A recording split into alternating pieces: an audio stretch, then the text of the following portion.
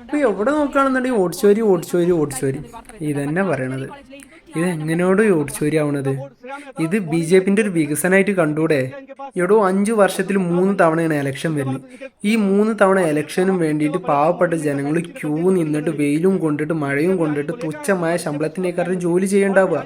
ആ ജോലി അടക്കം വേണ്ടാന്ന് വെച്ചിട്ട് അവിടെ വന്നിട്ട് നിൽക്കുന്നുണ്ടെന്നുണ്ടെങ്കിൽ അതിൽ പല ആൾക്കാർക്കും പല അസുഖങ്ങളുണ്ടാവും. നല്ല പ്രായമായിട്ടുള്ള ആൾക്കാരുണ്ടാവും, നടക്കാൻ പറ്റാത്ത ആൾക്കാരുണ്ടാവും, പോരാത്തതിന് കുഴഞ്ഞു വീണ് മരിക്കണം. ഇങ്ങനത്തെ എന്തൊക്കെ പ്രശ്നങ്ങൾ വരുന്നത്? അതിനൊക്കെ ഒരു പരിഹാരമല്ലേ BJP സർക്കാരൊക്കെ കണ്ടുവച്ചത്? നിങ്ങളൊന്ന് ആലോചിച്ച് നോക്ക്. നിങ്ങൾ ഇനി വോട്ട് ചെയ്യാൻ വരികയേ വേണ്ട, എല്ലാം നമ്മുടെ BJP സർക്കാർ നോക്കിക്കോളും.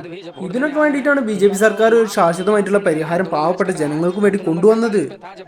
ഇനി കഷ്ടപ്പെട്ട് നിങ്ങൾ ക്യൂ നിൽക്കണ്ട, കഷ്ടപ്പെട്ടിട്ട് വെയിലും കൊണ്ടിട്ട് മഴയും കൊണ്ടിട്ട് ഇടങ്ങാറാവേണ്ട ഒരു ആവശ്യമില്ല. എല്ലാം BJP സർക്കാർ അവരുടെ നേതാക്കളെയും വെച്ചിട്ട് നിങ്ങളുടെ വോട്ടൊക്കെ ചെയ്തു തരും. ഇതൊരു വികസനമായിട്ട് കാണും മക്കളെ. നിങ്ങൾ ഈ നെഗറ്റീവ് അടിച്ചിട്ട് കൊളാക്കല്ലേ തോന്നും. ഈ ഓട്ടിച്ചോരി എന്നൊന്നും പറഞ്ഞ് പോസ്റ്റ് ഇടാതെ നിങ്ങൾക്കും വേണ്ടി പാവപ്പെട്ട ജനങ്ങൾക്കും വേണ്ടിയിട്ടുള്ള വികസനമാണെന്ന് മനസ്സിലാക്കിയിട്ട് അവരെ സപ്പോർട്ട് ചെയ്യേ.